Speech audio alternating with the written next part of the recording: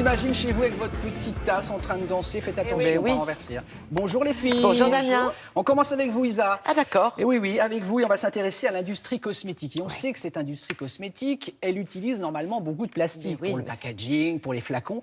Vous allez nous dire ce matin qu'elle fait des efforts et c'est bien pour préserver la planète. C'est vrai que l'industrie des cosmétiques consomme beaucoup de plastique, mais le plastique, c'est un matériau qui est absolument génial, il faut quand même le reconnaître. C'est léger, c'est résistant, c'est protecteur, ça préserve l'hygiène, donc c'est normal qu'on en consomme beaucoup.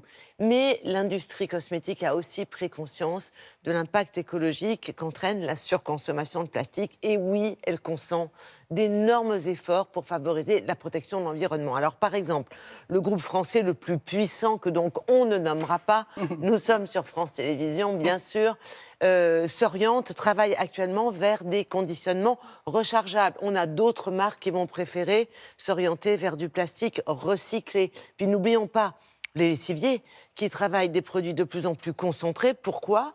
Pour avoir des conditionnements plus petits et donc économiser des millions de tonnes de matières premières. Donc ça va vraiment dans le bon sens. Bien. Et aujourd'hui, l'exemple qu'on a voulu souligner, c'est celui d'une marque française de cosmétiques naturels qui a carrément investi dans des machines à souffler le plastique. Qu'est-ce que ça veut dire ? Parce qu'un flacon, vous allez voir qu'au début, c'est un tout petit un genre de tube à essai. Comme un souffleur de verre. Exactement, c'est comme un souffleur de verre, mais pour faire beaucoup de flacons. Et ça veut dire quoi ? Ça veut dire qu'au total, ce sont 70 millions de conditionnements, donc de flacons, qui ne font pas des allers-retours chez le fabricant. Donc ce sont des flux de camions en moins sur les routes. Super. Ils font leur conditionnement. Alors on a trouvé quand même, ça valait le coup d'emmener une petite caméra sur place. Direction la Bretagne, pour être précise, direction la Gacilly. Nous fabriquons ici 200 millions de produits cosmétiques chaque année, essentiellement en flacons plastiques. L'objectif de l'investissement de notre atelier de soufflage était de fabriquer nous-mêmes le tiers de ces flacons en plastique dans un atelier adossé à notre usine. Cet atelier contribue à notre démarche environnementale sur deux aspects. D'une part, il est dans une usine qui fonctionne à 50% d'énergie renouvelable avec un objectif dans les prochaines années à 100% d'énergie renouvelable.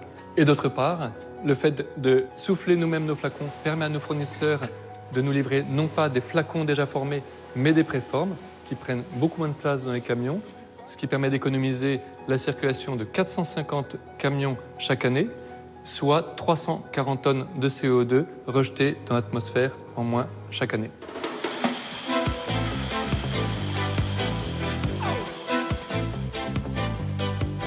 Nous recevons des préformes en plastique recyclées 100%, fabriquées en France par notre fournisseur.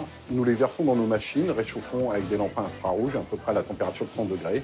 Nous les mettons dans le moule, étirons, soufflons et refroidissons.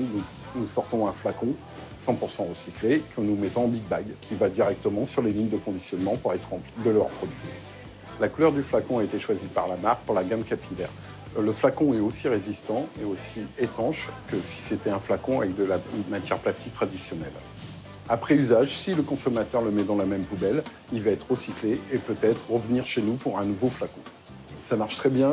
Nous sommes passés de 1 à 4 machines.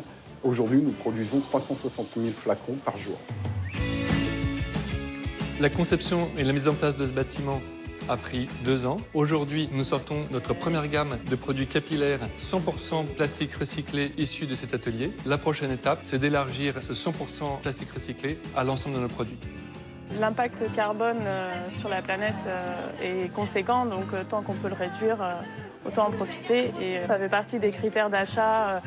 Certes, pas forcément le premier parce que ça va être le visuel, mais ça va être la qualité et ça va être en 3e position le recyclage et le plastique fait sur place. C'est très très intéressant.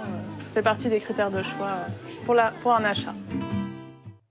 Vous étiez donc, Isabelle, sur le site de fabrication en Bretagne. On va rappeler le nom, j'aime bien le nom. Mais oui, la Gacilly, ça s'appelle. C'est en Bretagne. C'est un très, très joli village fleuri, breton, extrêmement mignon. Et cette marque fait vraiment vivre non seulement le village, mais tous les alentours. Alors, est-ce que toutes les industries cosmétiques sont, comme celle-ci, à la pointe, conscientes de ce besoin de préserver la planète? Est-ce qu'ils sont précurseurs, en d'autres termes? Cette marque en question, oui, ils sont précurseurs, parce que c'est une marque qui ne propose que des produits naturels, qui a toujours été très sensible à tout ce qui est équitable, à tout ce qui est produits issus de cultures locales. Enfin, ils sont très pour préserver l'environnement. Donc, ils sont précurseurs. Mais globalement, dans l'industrie des cosmétiques, on prend conscience de la nécessité vraiment de favoriser la protection de l'environnement. Et il y a beaucoup d'efforts de fait. Vraiment, on essaie de réduire les conditionnements, on essaie de travailler dans tous les sens. Il y a beaucoup d'investissements en recherche et développement pour faire en sorte que demain, justement, les produits soient tout aussi efficaces, tout en préservant nos ressources. Et je rappelle que nous, les consommateurs, on a un bulletin de vote en achetant des produits dont on sait que les entreprises font attention à la préservation de la planète. C'est à nous d'obliger les industries à faire ça, on est d'accord. Mais ça a toujours été, c'est le consommateur choisit, décide, il achète ou pas, et surtout, il rachète ou pas. Exactement. Merci beaucoup, Isabelle.